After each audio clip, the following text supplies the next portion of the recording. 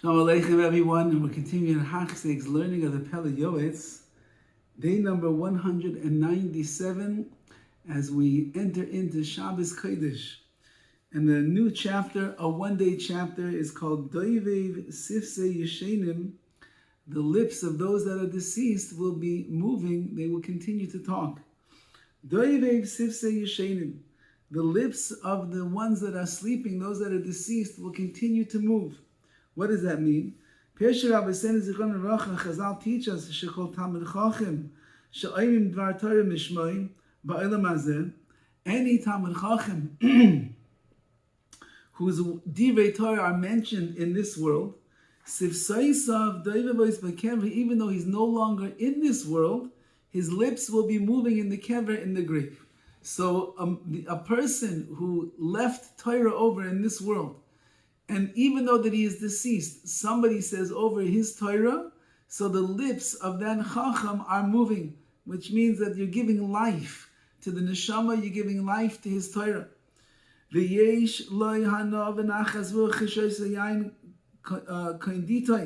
And it's like, says the Pele Yoetz, you're giving him hana, pleasure, and nachas ruach, and you're giving him also this nachas ruach, which is this spiritual pleasure. Like a person who drinks konditon, which is a wine that is made with honey and pepper, which apparently is very geschmack. So you're giving him a geschmack. Like it says in the Gemara in Yushalmi. And further, anyone that goes Baruch is blessed with das, with understanding. You should write a sefer. According to what you're able to help others to be able to learn your Torah.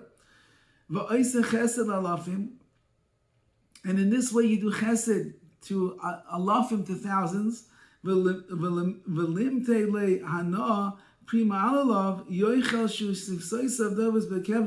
And you yourself are going to be a beneficiary as well, because your lips will move in the grave. For any time that in any generation that someone ends up learning your words. Imagine, for example, someone like the Ramchal wrote the Mesilas Yesharim. How many millions of Yidden over the years have learned the Sefer Mesilas Yesharim? Think about Rashi in the Chumash, Rashi in the Gemara. How many millions and billions of times have the words of Rashi been said over in Klal Yisrael? So those words certainly are giving chiyus, they're giving a life to Rashi in the kever, and that means anytime, anyone in the world that learns those words, that's what's giving a nachas ruach, a pleasure, spiritual delight to the neshama of Rashi, even though that he's no longer physically in this world. V'zeh chesed shel emes, and this truth is a chesed shel emes, is a chesed of truth. Sheyuchal adam la'asais im tzadikim, that you could do with tzadikim. L'kedoshim asher ba'aretz chelkam, to the holy people that are in the land of the living, I guess we'll call it, up there in Shemayim.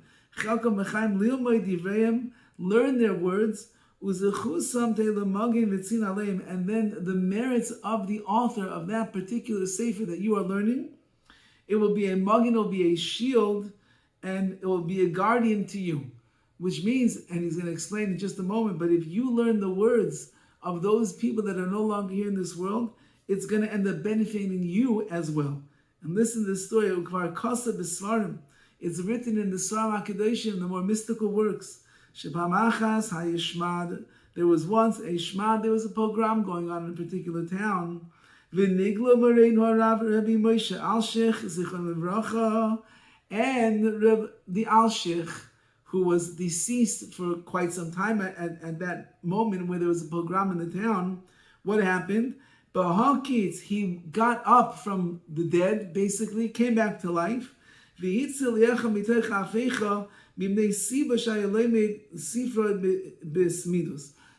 there was a person that was living in that time of the pogrom who was learning the works of the Alshich HaKadosh on a constant basis, so when he needed salvation, when he needed to be rescued from all the chaos that was going on over there, the Alshich himself came back to life momentarily and rescued him from everything that was going on. So says the Pele Yoetz, what do you see? that when you learn the works of the tzaddikim of previous generations, so not only are you giving life to their lips, you're not only giving them nachas ruach, but they're going to come to you, to aid on your behalf as well.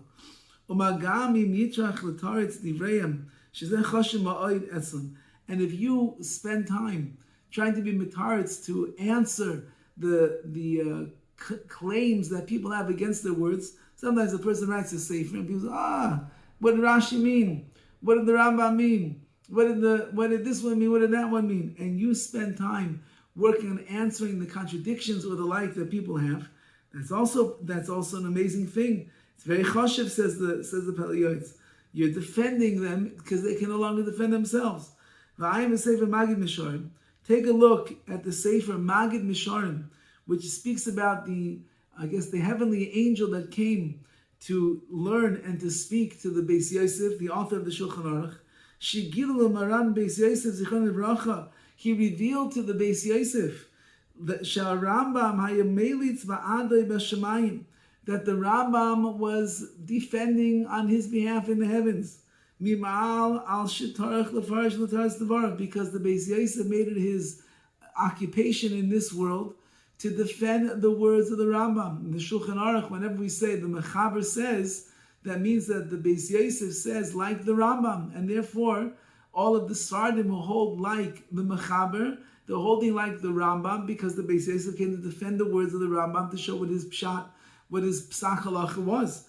Says the Magid Misharim, you should know that because that you are so preoccupied in defending the words of the Rambam, in Shemayim, the Rambam is defending you and speaking on your behalf. And at the time that the Beis Yosef passed away, the Rambam himself came to greet him in Shemayim. There's another sefer called Magini Shlomo, the defenders of Shlomo. They were defending Shlomo, who was Rashi. Rashi's name was Shlomo, and he was defending the words of Rashi. Taisvais, who is many of them the grandchildren of Rashi, often ask on their grandfather questions, and they argue with Rashi. So in the Sefer Magini Shlomo, he was showing why Rashi is right and why the questions were not questions. So Zacha Shemeshas Petirasai, that author of that Sefer, he was Zeichi, merited that at the time that he passed away, but Rashi came to accompany him into the next world because of his great defense of Rashi in his life.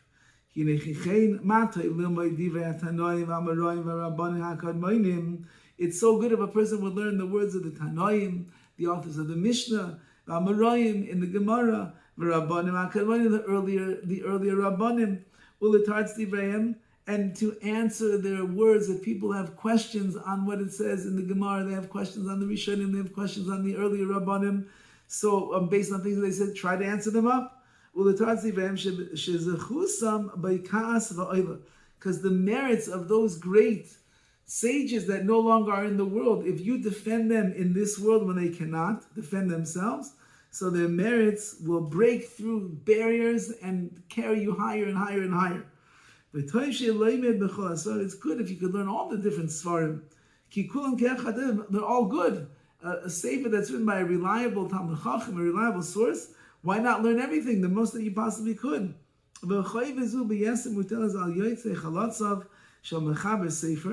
And there's even a greater obligation to the offspring, to the children and the grandchildren, the great-grandchildren and the descendants of the author of that particular sefer, in all generations to learn learn the words of their elders who are no longer in this world. And if anybody has a kasha, a question on something he said, try to answer it. It is fitting for the children and the descendants to have mercy on their parents and so on and so forth. And to give them delicacies. When you learn their words and you answer the questions that people have on them, you're like giving them treats and delights. And they in turn will have pity and mercy on you. And they will defend you for the good, just like a father has mercy and defends his children. And you'll see in the Sefer Chesed Avram, written by the Chidah, you'll see that he speaks about this. So too, if you're part of the congregation of that particular Talmid Chacham who wrote a Sefer, for example, which is common, the Chassam Sefer was from the congregation of Preshberg. So any Yid in the world that identifies with the congregation of Preshberg, so they're going to end up learning the works of the Chassam Sefer. He'll be a guide to them. Lilmoy Dvarav, you should learn his words. V'lachsas miroisav, even you should sing the songs. If he was famous for a certain niggin that he sang, sing the songs. The Chedayim is similarly whatever it is that he did. So we try to carry on that legacy. And therefore the merits of that Talmid Chacham will guard his descendants and his congregation as well. He will be hovering over them all day long, which means everybody wins over here. You learn the words of the deceased, their lips are moving in Shemaim, and it's a nachas ruach, it's a pleasure, spiritual delight for them that down here in this world they left something over that continues to be learned.